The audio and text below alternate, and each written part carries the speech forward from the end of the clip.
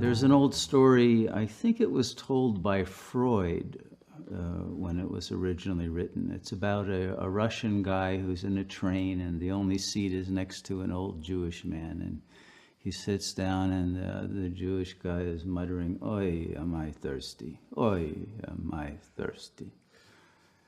And this goes on continually, and the guy is just getting totally frustrated.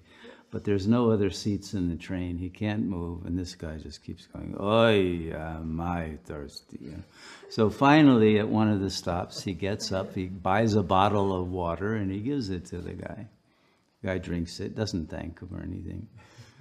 But at least he's quiet for a while, train keeps going. And then finally the Jewish guy says, "Oi, was I thirsty?" And that keeps going for the rest of the trip.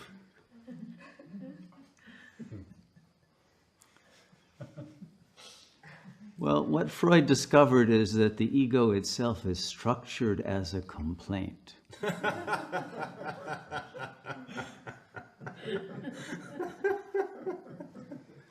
And there's nothing it enjoys more than to complain. And if it can't find anything in the present to complain about, it'll complain about the past complaints and to miss them. It'll be nostalgic about its past complaints. And if that doesn't work, it'll come up with future complaints to worry about. "Oh, yeah, I know I'm going to be thirsty."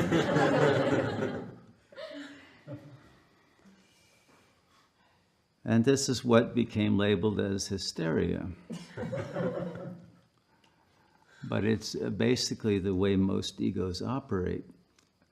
But then as Freud's psychoanalytic theorizing and observations and practice went on, he found that there were fragments that were not identified with complaint, but with rejection.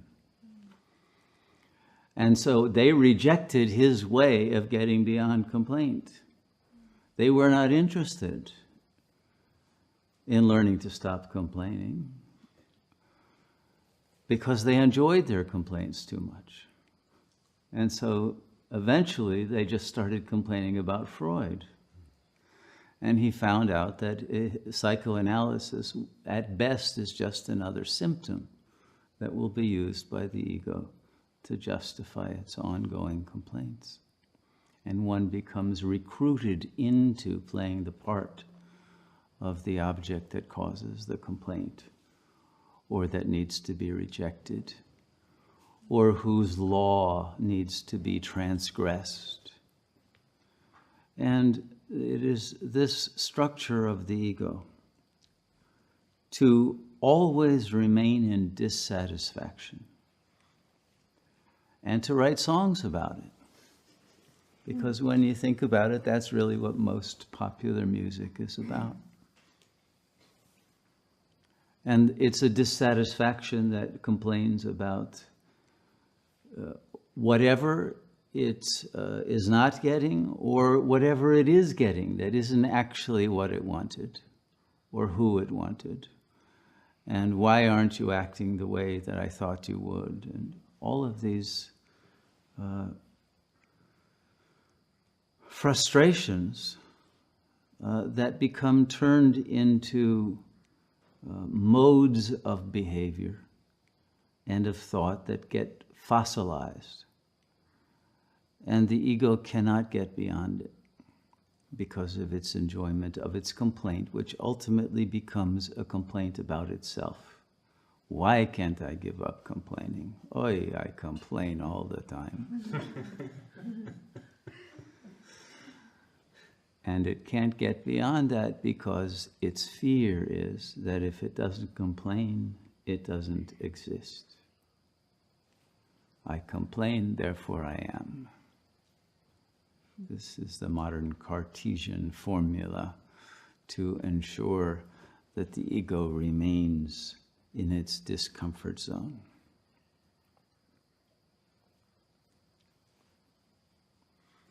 And so really the point of meditation is to just try for 45 minutes a day to stop complaining.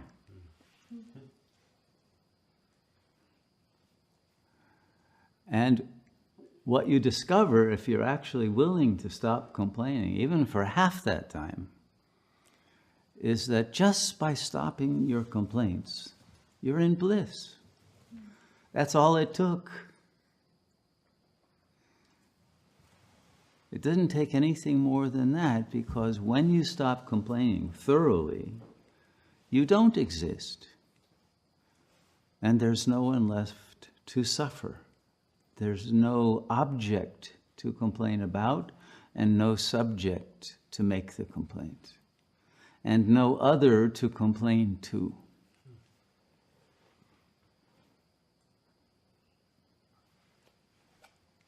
And that the yogis have called Satchidananda.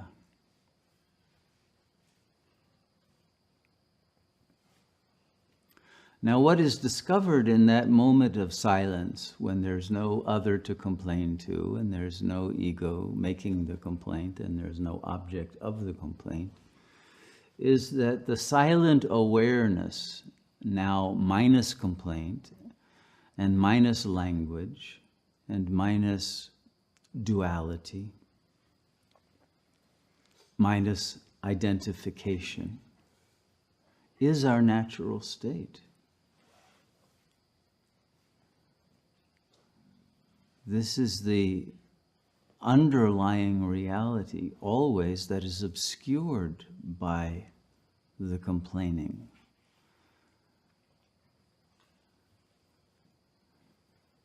And simply by letting it go, we recognize that this peace that we are seeking and complaining about not having is what we are. And that this peace, when we allow it to be sustained without interrupting it with a complaint, is the eternal, blissful, transcendent, intelligent awareness.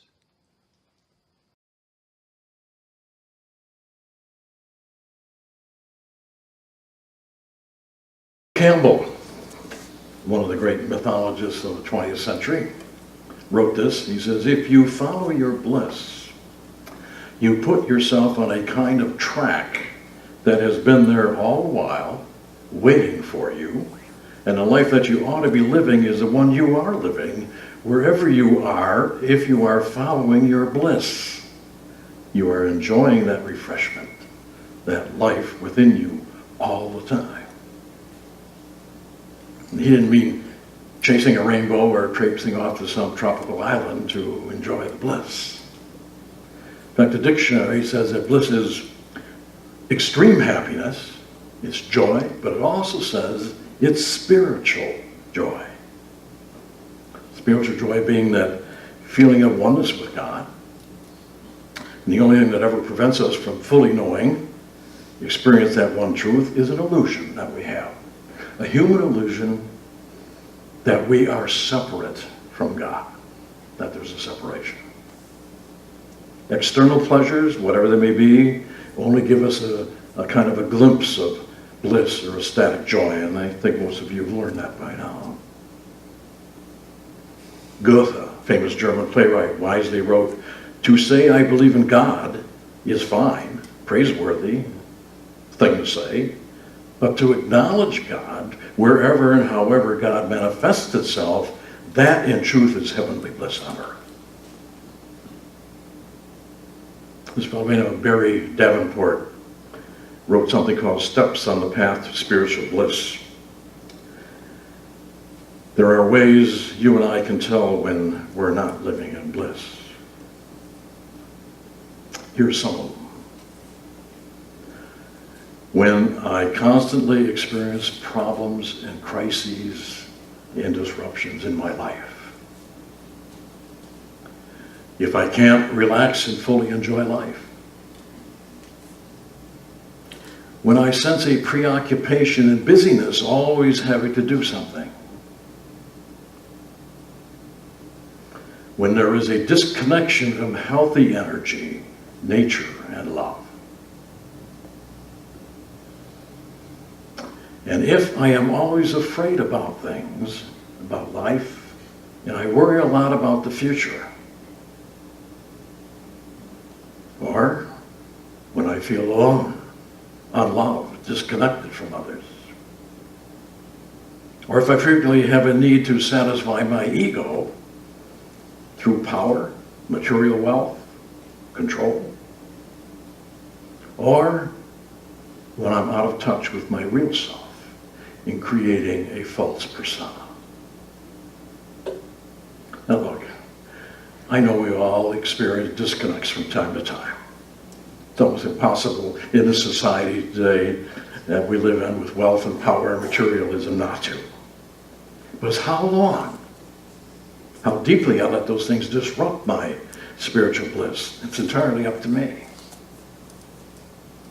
I can, and so can you, live in a world, but not totally of it. Like Suni Murti was telling us, spiritual bliss cannot be achieved through the ego. And we all face those trappings of the ego. I certainly haven't reached nirvana, and I don't enjoy blissful contentment every moment of my life. But I do put my foot on that spiritual path. And I do find those times of bliss when I choose to step out of my ego. I think this is what it means, at least to me, to live in spiritual bliss, as often as I choose it. It means being connected with that healthy light energy, and what we call God energy. It means living effortlessly, being in the flow, without resistance. And it means I know I'm connected to something larger, to nature, to the world, to every other human being. And it means feeling grateful for myself and those around me. And it means being fully engaged in the present, without fear, without worry for the future. And it means being at ease in all my relationships. Sometimes we have those aha moments, don't we? We realize our spiritual bliss. Just might be a rather slow awareness that life that I'm living isn't working anymore. And I've got to change. Could also happen because of a sudden life event. Could be a death, a divorce, job loss. Or it could just evolve through periods of inner reflection and study. But once you and I reach that stage of awareness, and once we see that spiritual bliss is attainable, even if only briefly, I think we've set foot on that path, and we're on our way. Deepak Chopra, in his book, How to Know God, also tells us to follow our bliss. Although he was quick to point out that although we might derive transitory bliss from eating chocolate cake, if we continuously follow that impulse or bliss, we might become quite uncomfortable. He calls bliss stage 5 of spiritual enlightenment. Stage 5 of spiritual enlightenment. Or what might better be defined as spiritual inspiration. And of course, our co-founder, Unity, Charles Fillmore, might be more of an example for us to affirm. At age 93, he still affirmed every morning, I fairly sizzle with zeal and enthusiasm and spring forth with a mighty faith to do the things that ought to be done by me, following his bliss. Well, my whole point this morning is try to bring the idea to you that we can experience bliss in our life this very second, right where we are. And all we have to do is embrace it. Embrace it. Or as the title of my talk suggests, kiss the bliss. There are a lot of ways that can help us keep on that blissful path, or as I suggest this morning, to kiss the bliss, if you will. Well, here are some of those kisses We can all do them. Recognize the difference between yourself and your ego. In other words, I am not my job. I'm not my status. I'm not my achievements. So often we define ourselves in that way, don't we? It's finding my real self without all those trappings. And then begin to simplify your life. All that time I spend trying to define who I am through my ego just uses up too much time and too much energy. Take the path of least resistance. Go with the flow. Stop the forcing and the manipulating. I need to put relationships before results or things.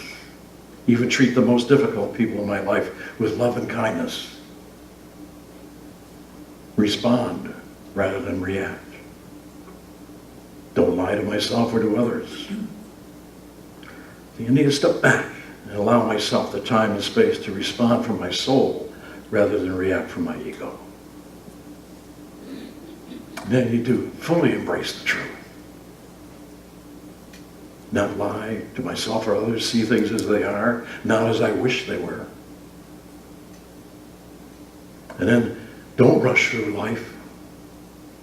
You know, slow down, savor the experience everything. You know, or else you're not seeing the forest for the trees. And then examine your triggers. Notice what sets me off, what rattles my chain. Before blaming, look inside myself and ask why. And then take care of your body. Poor self-care is another distraction from finding spiritual bliss. I can't really serve others if I don't serve myself first, physically, mentally, emotionally. And then live in integrity with yourself. In other words, I must do the things that I know are right for me, not just follow what someone else thinks I should do. I have to be honest with myself. Tune into your intuition. In other words, my voice within. Listen to my gut, my inner thoughts, my inner knowing. It adds wisdom and logic to my thinking. And then listen deeply. I need to be fully present to others. I need to listen. And then spend time in nature. It's one of the ways I like to connect, even if it's just a short morning walk or to the beach or to the park. Get away from the TV and computer. That's difficult for me to do. And get out into a natural setting if possible. Listen to my body, observe the patterns, being aware of the cause of any uneasiness that might be in me. You know, something that might help me feel better. And then try to stay free of toxins in your body. I can't experience spiritual bliss if I'm overindulging in addictive substances. We can call that superficial bliss. Surround yourself with authentic, supportive people. That's why I love coming to Unity Port St. Lucie, because I'm with people who are authentic and supportive. And I'm sure you feel the same way. And then release the need to be right. There's just too much negative judgmental energy in me when I take that stance, and it's not worth it. It's not worth it. And forgive yourself. Forgive others. When I hold a grudge, it just poisons bliss. Guilt and self-loathing kills it. And then seek moderation and balance in your life. Moderation in everything. It's been my mantra all my life, a long time. And I really believe that. And then spend on experiences over things. Material things are only temporary. What I experience lives in me forever. Then practice mindfulness daily. In other words, I really must try to find a way to bring calm and peace and mindfulness into my life. For me, it's meditation, it's prayer. For you, it could be breathing exercises. Could be yoga, could be Tai Chi, could be chanting. And lastly, connect with something larger than yourself. Whatever, spiritual or religious beliefs might be, one needs to acknowledge the oneness of everything and everyone. I am one with the universe, and I dwell in the profound and beautiful mystery of it. And it is a mystery. So a lot of little kisses to be aware of, huh? To experience our spiritual bliss. But they're not overwhelming. They're not anything we can't do. The next time you feel anger or loss of self-control, I want you to breathe deeply 3 times and gently say, kiss the bliss. Kiss the bliss. And I want you to do that because the letters in KISS stands for this. K is for karma. What goes around comes around, so I treat others as I want to be treated. I is for inspiration. I read, I think, and I speak life-affirming thoughts. S is for spirit. As a spiritual being having a human experience, I nurture my spirit. And S is for service. I lovingly serve others. KISS. And here's your bliss creed this morning. Because I'm one with universal good, I always say and do what I should. I wear meditation and prayer like a glove as I access my higher self, that is love. When ego attempts to imprison me, love and forgiveness set me free. Let's say that together this morning. Here we go. Because I'm one with universal good, I always say and do what I should. I wear meditation and prayer like a glove as I access my higher self, that is love. When ego attempts to imprison me, love and forgiveness set me free. Kiss your bliss today. And kiss your bliss every day. God bless you and God bless you in Port St. Lucie.